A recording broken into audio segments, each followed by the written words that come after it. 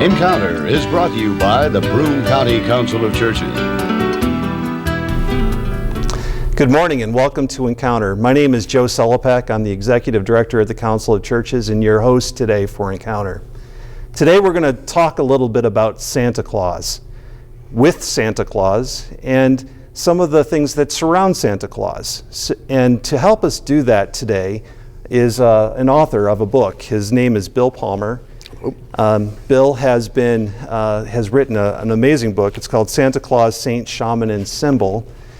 And also with us, as you all saw, with that brief camera pan, is Santa Claus. Santa is with us. He has come and flown in from a long way with his reindeer. This parked out in the parking lot of WBNG Studios, and we're going to talk with Santa about what some of the values are that we hold around Christmas. But I wanted to read to you a poem that is mentioned in the introduction to this book. This is by an anonymous person from 1880.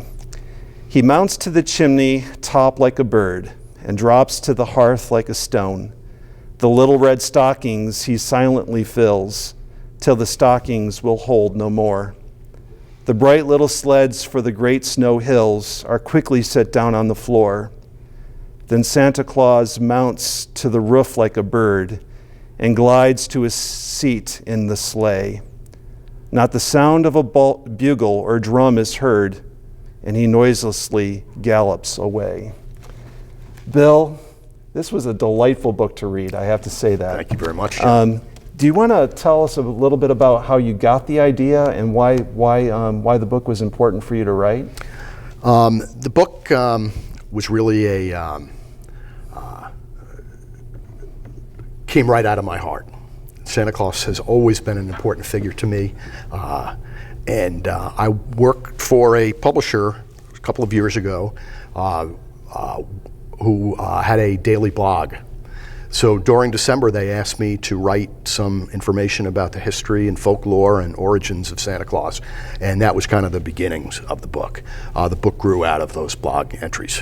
All right, very good. And in the book, it talks a little bit about your family growing up. Mm-hmm. That it was a very important thing to your father. It was. Yeah. It was. My love of Santa Claus definitely inherited from him. Made a big deal about it in our family, and he got to know about Santa Claus at his mother's knee. So it's pretty strongly in the genes. And we're all of course still believers too, right? Absolutely. We have Santa with us. We have the today. proof here with us. Yes, indeed. the proof of it. And Yes. and Santa, welcome to Binghamton. Well, thank you, Joe. Have you been in Binghamton long? A couple of hours now. Just landed, sure. And I read your book, Bill, and I'm just thoroughly impressed with it. I'm very proud to hear that. Just a wonderful thing to see that you're so rooted in my lineage. Mm-hmm, mm-hmm. I know all about you. Uh-oh. Maybe not all. Yeah. So Bill, what are some of the more important roots, I guess, of our celebration of Santa Claus? Why is it important for us to remember Santa? Well, Santa Claus brings together in a very well loved and very well known figure. I mean, I argue in my book that Santa Claus may be the very best known being in the universe. I mean, do you ever remember a time when you didn't know who Santa Claus was? Or do you know anybody who wouldn't recognize who's sitting here next to me? So with such a symbol that is so well known and has the hopes and fears and dreams of dozens and dozens of generations, there's got to be something very important about Santa Claus and why it's so important that we have continued to this day to pass on the legend and lore of Santa Claus. Some of it goes back literally thousands and thousands of years, long before Christianity as we know it, back to midwinter shamans, as I refer to them in the book, holy men and women who were connected to nature, In cold climates and hunting climates, they flew through the sky with the reindeer herds and brought luck to the people and gifts, and they rang bells and were associated with snow and cold. And of course, a big influence on Santa Claus is the real life Christian Saint Nicholas, a bishop from Turkey from the 3rd century, from the very early days of Christian. Well, you know all this, from the very early days of Christianity in Roman times, who was a great friend to the poor, to children, to the people of his diocese, and who, after his death, was proclaimed a saint. It's a long story in a short book, but the veneration of Saint Nicholas was brought to Europe by the Crusaders. So were his bones. They were brought from Turkey, where he was buried, and became very, very popular. Very popular. In a very short amount of time, it seemed too. It was almost like a fad. Saint of the month. He became spread all from Scandinavia to Sicily, from Ireland to Russia. And there was even some fighting about who actually had Santa. Yes. Who had the real bones? Who had the real bones? Yes, indeed, because those bones worked wonders when people on pilgrimage would go. They fought over them. So in before the modern day Santa, like we're looking at that shamanic Santa Claus, that the roots for which the current day Saint Nicholas actually kind of emerges from. Yeah, it's deep in the DNA of Santa Claus. At the time when it was when we lived in hogans or tents, or period, when human beings were more in keeping with the elements, it would seem like Santa was more of a harbinger, or I don't know the word. He was the person who would be forecasting that warmer days were ahead. Exactly. He was our contact with the spirit world and with the holy things, and hopefully would bring us good news of what the future was going to bring. That winter was not going to last forever. Keep the faith. The crops would grow. Absolutely, and the babies would be born, and the reindeer would come. All those things. So the bringer of great good news. Bringer of good news in a cold and dark part of the year.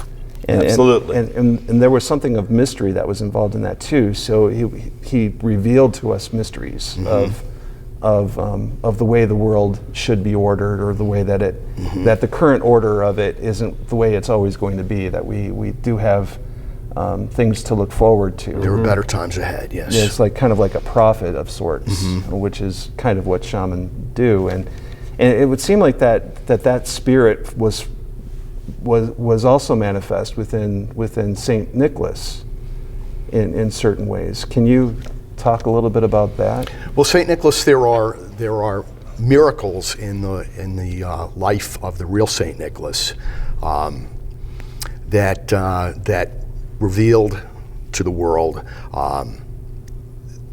his great love of children. One of the stories is during a famine in the city of Myra, little boys were disappearing. A heavenly guide brought you to the basement of an evil butcher, where these boys were in a big vat of brine being pickled. St. Nicholas brought the boys back to life, brought them back to their families, and at the same time caused a miracle whereby empty ships came into the port of Myra full of grain, which he distributed to the people. He stopped storms for sailors. He welcomed for foreign sailors who would be shipwrecked on the shores of Turkey, welcoming them into the community, and always a great distributor of gifts to the poor. Those were the strong themes of Santa Claus. Now, when St. Nicholas became his feast day, of course, December 6th, well within the orbit of Christmas time, and became associated with Christmas time. But he became the great gift giver to children in large parts of Europe. and on the eve of his feast day, he would come. Part of him, in terms of being a prophet, well, he was all-knowing. He was all-knowing. He knew who was naughty, and he knew he still does. He has I think he's got a list.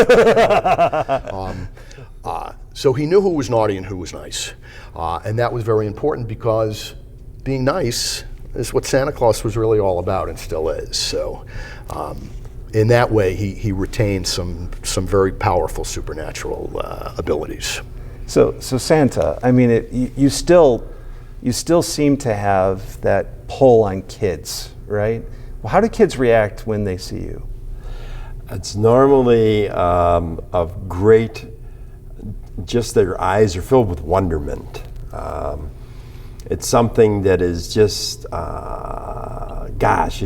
it's so simple. It's so childlike. It's so beautiful that it's just a warming of your heart. I mean, it just, what can I say? I mean, it's just wonderful. It's probably the best gift that I can receive as Santa, because I always ask the children, so what would you like for Christmas? And they give me their list, and then I say, well, you know what Santa would like for Christmas?